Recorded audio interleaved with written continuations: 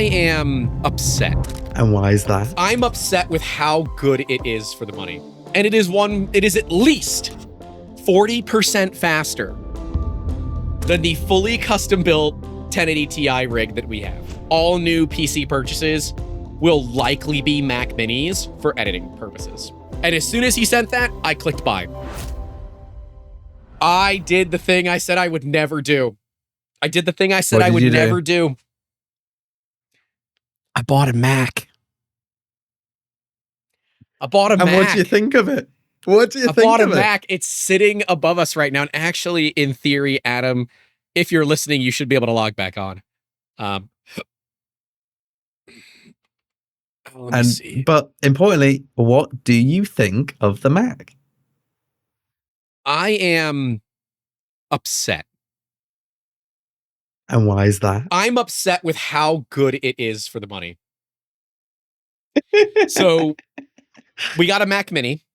We have the 24 Mac Mini M4. M4, brand new from B&H. 24 gig model. It was on sale, $679. So delivered was a hair over $700. One, RAM prices these days. It actually made it kind of good. Yeah. But so the 16 gig was $480. And I said, for $200 more, I want the extra 8 gigs of RAM. Let's stick with that. Because if it works, we can artificially lower the RAM in DaVinci, force DaVinci to only use so much RAM, and see if the cheaper ones that often go down to like $450 when they're on sale will work.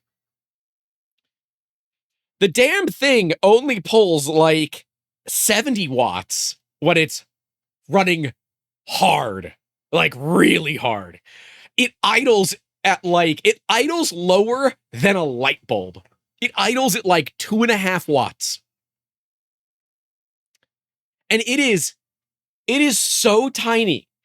And it is at least 40% faster than the fully custom built 1080 Ti rig that we have. Yeah, that is a 1080 Ti rig, which is quite old. With 48 gigs of RAM, 6-core, 12-thread. Doesn't matter if it's quite old. The thing where the Mac fails, it runs out of VRAM. And so it has to slow down. If we had one with more VRAM, or more RAM in general, it would likely do a better job. Doug said, does a 1080 Ti need a new home? No, it's a second editing PC. We have 2 editing computers. We've had 2 for the past year or so. I stood up a third one, which was my 3D scanning laptop, which has a 4070 in it and a 14700HX. The Mac is faster than that. It's Apple Silicon. So you can fit 3 of them wide in a server chassis. So we will be transitioning over. So all new PC purchases will likely be Mac Minis for editing purposes. Yep. And I actually agree with that. Financially, as a Windows diehard, I actually do agree with this decision. I am a diehard member of the PC master race, okay? Diehard. So the only thing the Mac Mini really needs is it needs more storage. And it needs USB-A ports. Holy crap. Do you know how difficult it is to set up a computer without a USB-A port? Oh. How do you plug a mouse and keyboard in, Jacob? Mine are USB-C. Mine are USB-A. European, baby. Everything's USB-C. I am very happy with the Mac Mini. And I have to give credit where it is due. Adam, editor Adam, has been up my ass since joining the team. All about Max.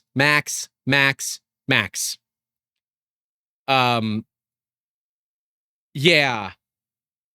I didn't trust him. I just didn't. And I should have. I said, there's no way that a computer with 24 gigs of combined memory can beat a computer with 59 gigs of combined memory, or my laptop, which has 96 gigs of RAM, a 4070 and a 14700 HX. There's no way on paper that this teeny tiny little Mac that's 65 watts TDP can beat out my 300 watt TDP laptop. Son of a bitch, it can. I do love watching Grant just implode when it comes to technology. I'm so upset at it. So yeah, the fact that it's also faster Vicious than my Narwhal gaming is laptop right. It's just the OS. Insane, huh? Vicious Narwhal's correct. It's not the computer, it's the OS.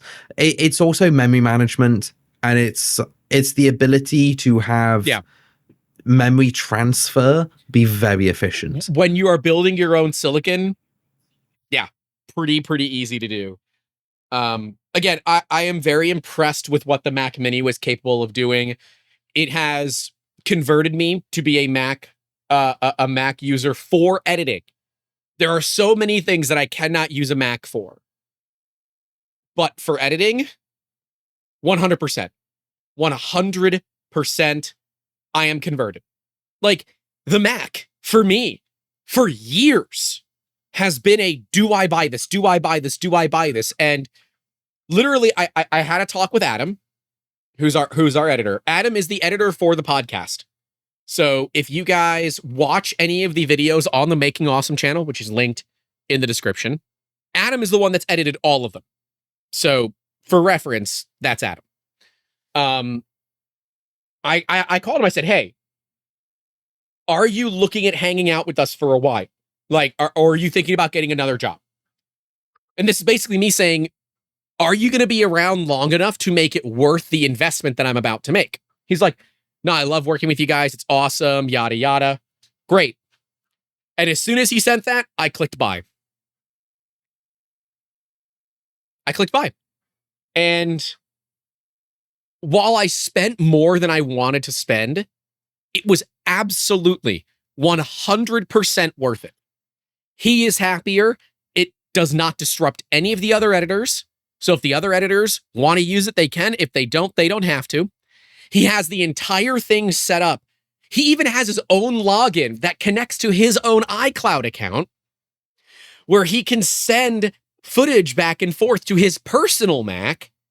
So if he wants to edit and not be connected to our network, he can do that. It's so convenient, and it is an easy thing to do to invest in your own people. But I can totally understand that trade shows look like you're kind of literally throwing money into the wind and hoping that it hits you in the face and somebody else's money hits you in the face too, right?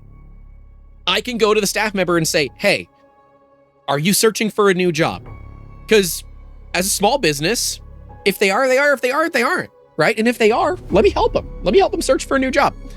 But if they aren't searching for a new job, how can we help make their lives better?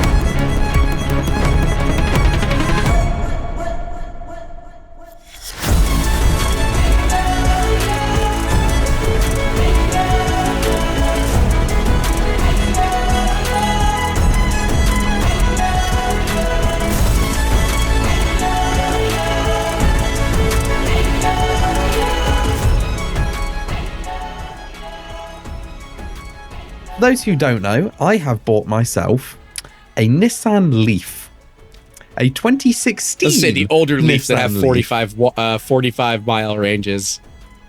Yeah, this is an old Leaf. It was bought on the Shady because we found it on Car Trader. We saw it was a legitimate post. It was $2.5 grand for a Nissan Leaf. I'm like, oh, that's not too bad. Some of them were like $1.5 grand. Some of them are $5 grand. I get a one-way ticket to Leicester on the train. One way. We went to the Leicester train, got to the dealership, and the dealership is a mobile home in a car park. Definitely the most reputable dealership that you've ever had.